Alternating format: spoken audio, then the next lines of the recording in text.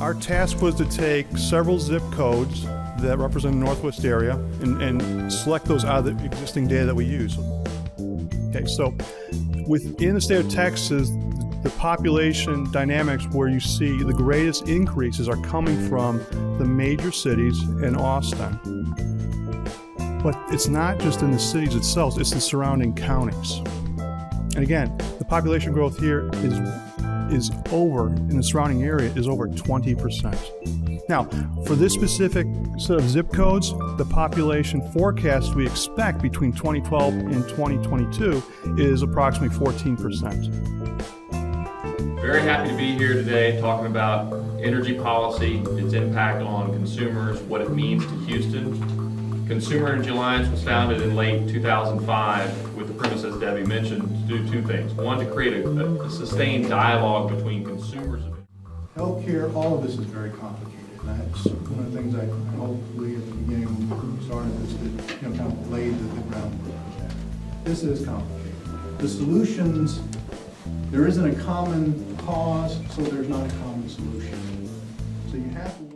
I went out and, this is just kind of off, if you take a look at Chevron, and what it does is this actually is kind of off their supplier diversity, small business program. So it kind of looks at, what is it they're looking for.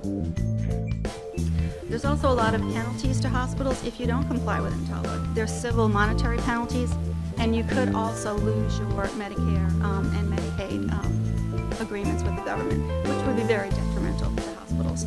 So most hospitals, I believe, as far as we know, are complying with EMTALA pretty significantly.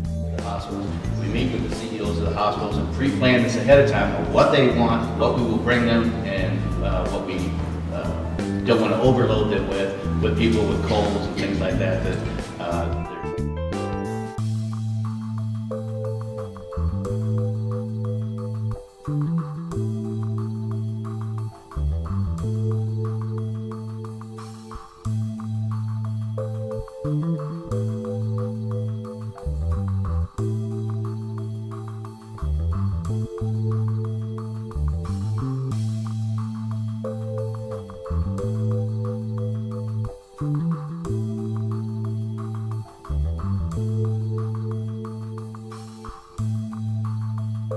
Mm-hmm.